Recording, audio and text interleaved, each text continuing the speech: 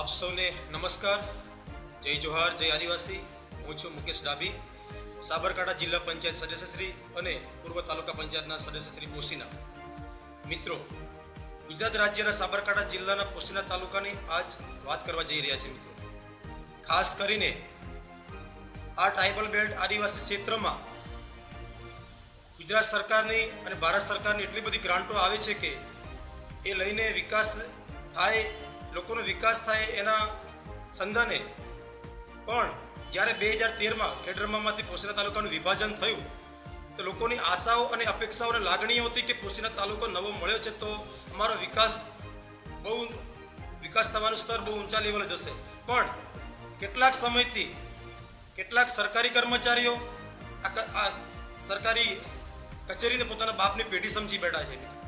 ખરેખર દુઃખની લાગણી થાય છે આજે પોશીના તાલુકાની વાત કરતા. મને ખરેખર આજે એક બે ત્રણ મુદ્દાની એટલું બધું આ તાલુકા પંચાયત કચેરીમાં કૌભાંડ છે કે એની કોઈ વાત થાય એમ નથી. પણ ફોર એક્ઝામ્પલ રૂપે હું આજે એકાદ બે મુદ્દા હું આજે આપની સમક્ષ, આ મીડિયાની સમક્ષ અને આ પોશીનાની જાહેર જનતા અને ગુજરાતની જાહેર જનતા સમક્ષ હું રજૂ કરવા જઈ રહ્યો છું. ખરેખર આ અધિકારીઓ, કેટલાક સિનિયર અધિકારીઓ ગેરમાર્ગે ચૂંટાયેલા સદસ્યોનો, સરપંચશ્રીઓને ગેરમાર્ગે દોરીને એ લોકો પોતાના રોટલા શીખવા માટે એ લોકોને ગામનો વિકાસ, તાલુકાનો વિકાસ અટકાવી રહ્યા છે. મિત્રો, જ્યારે એના સંદર્ભે આજે હું વાત કરવા જઈ રહ્યો છું પોશીના તાલુકાના કોળંદ ગામની. કોળંદ ગામમાં જ્યારે આ 2026ની વાત છે, ગત 2025-26 જિલ્લા પંચાયત સહભંડોળ ગ્રાન્ટની વાત કરવા જઈ રહ્યો. મિત્રો, એક જિલ્લા પંચાયતનું આયોજન થઈ રહ્યું ત્યારે મારા મનમાં વિચાર આવ્યો કે ગયા વખતમાં શું આયોજન થયું છે. તો મેં વિચાર્યું કે પોશીના તાલુકાનો શું છે વિકાસ. તો એ ધ્યાનમાં લેતા મને એવું જાણવા મળ્યું કે એવિડન્સ મેં મેળવ્યા ત્યારે કે કોળંદ ગામમાં બે જગ્યા પર, કોળંદ ગામે ગામની ડોસપડામાં જતા સીસી રોડ એ 5 લાખનું જિલ્લા કક્ષાનું બજેટ હતું. એમાં ગઈકાલે છેલ્લા 5 દિવસથી તાલુકા કક્ષાએ ઓડિટની ટીમ આવેલી છે. મિત્રો, એમને હું વ્યક્તિગત મળ્યો, સંપર્ક કર્યો, એમને મેં ધ્યાનમાં દોર્યું કે આ રીતે બધું ચાલે છે. એમને એમના જીપીએસ મેપમાં નાખ્યું ને એ ફોટો સેશન લોકેશન જે પ્લેસ વર્કનું હતું કામગીરીનું, એ લોકેશન મિત્રો આઉટ ઓફ સ્ટેટનું એટલે કે ઉદયપુરનું આવે છે. મિત્રો, એક નવાઈ લાગે છે કે કોળંદ ગામ અહીંયા પોશીનાથી 1 કિલોમીટર ટચમાં છે અને એનું કામનું લોકેશન કોળંદની જગ્યા ઉપર ત્યાં આવે છે ઉદયપુર રાજસ્થાન. એટલે પૈસા 5-5 લાખના 2 બજેટો ઉપડી ગયા છે અને વર્ક લોકેશન ઉપર કામ ઝીરો થયેલું છે.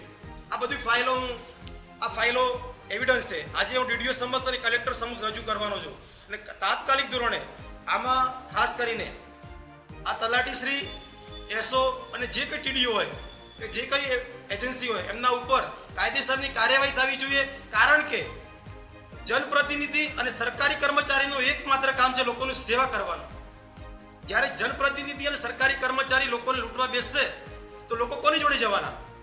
આ બધું જે ચાલે છે ભૂતકાળથી એ બધું હવે ચાલવું ના જોઈએ અને આ લોકોને ખરેખર અંધારામાં રાખવાનું કામ ઘણા સમયથી ચાલે છે. પણ આ જનતાએ અમને એક જિલ્લા સદસ્ય તરીકે મને ચૂંટી લાવ્યા, મને લાગણી અને જે લોકોએ મારા પર ભરોસો મૂક્યો એ લોકોને હું ખૂબ આભાર માનું છું કે ખરેખર આ પ્રશ્ન ઉજાગર કરવા માટે મને મોકો આપ્યો છે. અને આવા કાર્ય થશે તો હું ચલાવી નહીં લઉં અને ઘણા બધા કામો છે સ્ટેપ બાય સ્ટેપ હું આગળના સમયમાં મીડિયાની સમક્ષ અને સરકારની સમક્ષ રજૂ કરતો રહીશ. અને જે કોઈ કૌભાંડ હશે એને કાયદેસર કાર્યવાહી કરવા તરફ અમે આગળ ધરીશું. કારણ કે પોશીનાનો વિકાસ નહીં થવાનું કારણ માત્ર ને માત્ર સરકારી કર્મચારીઓ અને જનપ્રતિનિધિ દાવેદાર છે. મિત્રો, આવા જનપ્રતિનિધિઓ અને સરકારી કર્મચારીઓ અને આ મોટી ભ્રષ્ટાચારની નીતિ અપનાવીને પોતાના ઘર ડેવલપમેન્ટ માટે પૈસા બચાવે છે. આ ખરેખર પોશીનાની જનતાને જાગૃત થવાનો સમય આવી ગયો છે. મિત્રો, આ બધું ક્યાં સુધી ચાલશે? એટલે મહેરબાની કરીને ખરેખર હું વહીવટીતંત્ર સાબરકાંઠા ગુજરાત રાજ્ય પર, ગુજરાત સરકાર પાસે અપેક્ષા રાખું છું કે આમના વિરુદ્ધમાં તાત્કાલિક કાયદેસરની કાર્યવાહી થાય ને એમના ઉપર તાત્કાલિક પગલાં લઈને એમના ઉપર કાર્યવાહી કરીને આગળનું પગલું ધરી આશા અને અપેક્ષા રાખું છું. ભારત માતા કી જય. જય જય ગરવી ગુજરાત. હવે પોશીના તાલુકામાં જે અત્યાર સુધીના એક એક્ઝામ્પલ, ખાલી જે શરૂઆતના ભાગરૂપે જે કૌભાંડ થયું એમના મુદ્દા આપ સૌની સમક્ષ રજૂ કરીશ, મીડિયાની સમક્ષ. કોળંદ ગામે તળાવ ગામેથી ચંદ્રાણા ગામને જોડતો સીસી રોડ 5 લાખ અને બીજા નંબરનું કામ કોળંદ ગામની ડોસપડામાં જતા સીસી રોડ એ પણ બજેટ 5 લાખ. જ્યારે ગણેર ગામે બાબુ હમીરાના ફળામાં બોર મોટરનું કામ એ લાખ રૂપિયાનું કામ છે. જ્યારે ગણેર ગામના જુદા જુદા ફળિયામાં 4 જગ્યા પર એ પણ પેમેન્ટ રકમ છે 3,88,000 સમથિંગ. આ બધું પેમેન્ટ આ લોકોએ કામ કર્યા વગર આ લોકોએ પેમેન્ટ ઉપાડી લીધું છે. કમ્પ્લેશન સર્ટિફિકેટ પણ નથી આ ફાઇલોમાં. અને જે કોળંદના 2 કામો છે એમાં જે લોકેશન આવે છે બધું રાજસ્થાનના એરિયાનું લોકેશન આવે છે. કારણ કે એ લોકેશનની તપાસ જે તાલુકા કક્ષાએ છે ગઈકાલે ઓડિટની ટીમ આવી એ લોકોએ તપાસ કરી મારી સમક્ષ એમના માધ્યમથી આજે હું મીડિયા કોન્ફરન્સ કરી રહ્યો છું. ભારત માતા કી જય. જય જય ગરવી ગુજરાત.